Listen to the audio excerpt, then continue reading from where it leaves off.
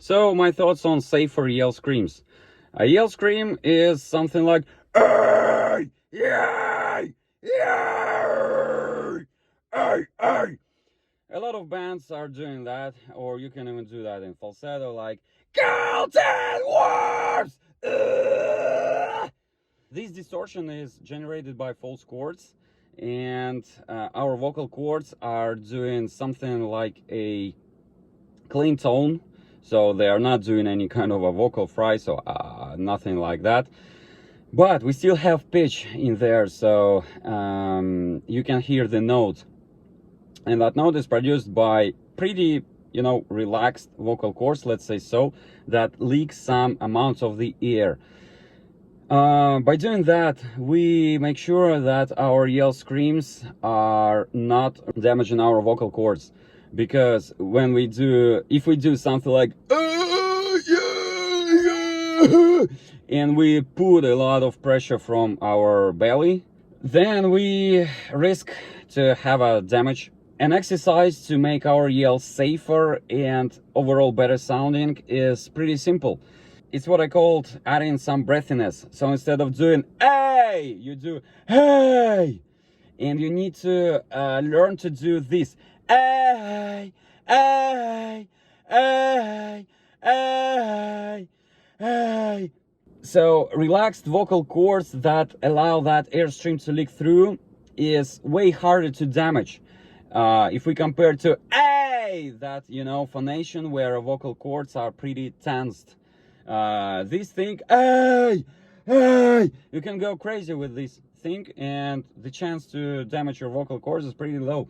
And also, the distortion is way easier to get, and it will probably sound better, just because that amount of the air, it's almost sounds like a white noise, right? So it's like a white noise. There's much more higher frequencies and chaotic, let's say so, frequencies than in the normal A sound. So it lets the false chords to vibrate in a chaotic way rather than just to generate a subtone. This is a subtone to my what I want to do here is to memorize that internal feeling of going ay, but at the same time I need to preserve and maintain the false chords compression, which sounds like so this is the false chords engagement, but I need to mix those things together, and they feel the opposite, right?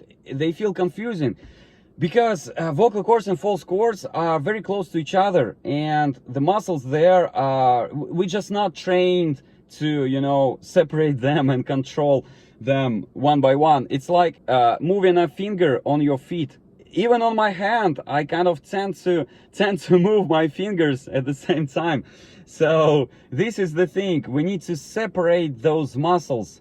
So the first thing you want to have is obviously this thing, right? You can achieve that by various techniques, let's say so, various tricks. But once you get that even if it's very tensed and doesn't really feel supernatural, it's okay. What you want to do then is to train your false chords to be isolated from your vocal cords. So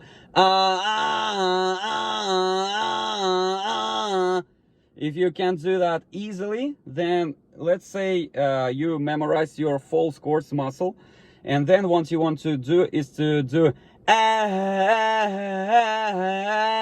isolate your vocal cords and train them to leak some air.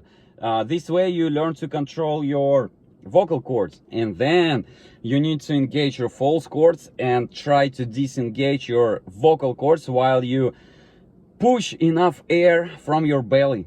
So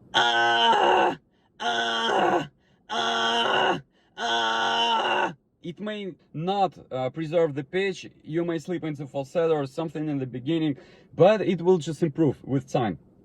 So after that, when you set everything in your throat to be to work the way it needs to work, you may start to just add more pressure, air pressure from your belly, and play more with the pitch. Just select the pitch that is comfortable for you and your false chords engagement, so eventually you would have like I, I, I, I,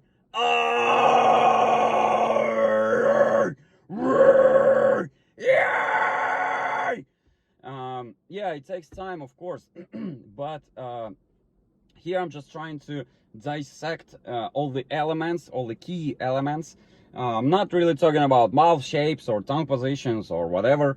I'm talking about vocal cords and false cords, because these are two things that are responsible for your pitch and for your distortion. So that vocal cord phonation, the thing my vocal cords are doing is different from so this is different. No, don't do that. It's a pretty different thing. I'm not even sure if it's safe. How you can make sure you're doing it correctly? So I'm not leaking the air and I don't feel it with my palm, but if I do I start feeling the air. This is kind of a checkpoint to make sure you're doing it correctly. So to sum up, find your false chords vibration, then make sure you can control that muscle that's responsible for your false chords pretty easily. So then second, disengage your false chords and concentrate on making your vocal cords leak air. So and then try to combine these things. So